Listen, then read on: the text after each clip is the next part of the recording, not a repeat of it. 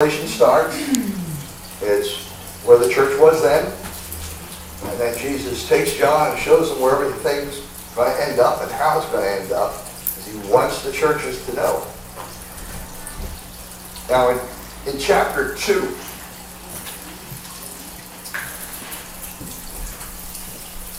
in chapter 2 and 3, he's discussing types of churches. Some specific churches there. The 7 churches that he names are the 7 churches that John is the pastor of. And right after this was accomplished, then the emperor who put him in prison died, and a new emperor came that was fine with the Christians. And so John, at 96, left Patmos, went across the water there to his, and he ministered to his churches until he was 100 years old. And so that's, and remember, he also took care of Mary, the mother of Jesus.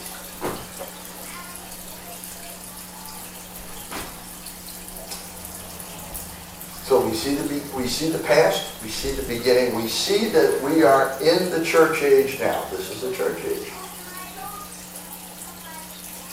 Now we don't know exactly when Jesus is going to come. But I will mention that for his first coming, the people of God waited 2,000 years. It's been a little over 1,900 years now, so I don't know whether 2,000 is a good number or not. We'll find out. And I'm not about to tell you.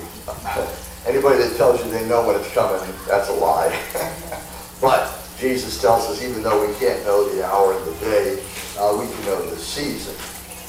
And so he talks about these churches. After chapter 3,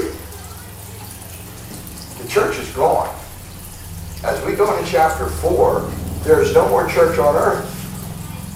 We've been raptured. The church is out of there. And from 4 on is what's coming.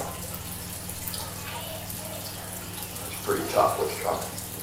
But you don't need to be afraid, because his people do not suffer wrath.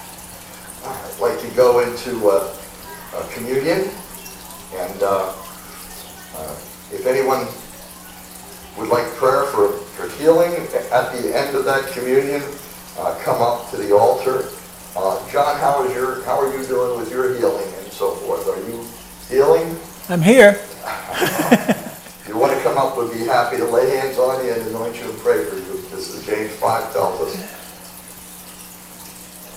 Okay, let's go to Revelation song and Holy Communion.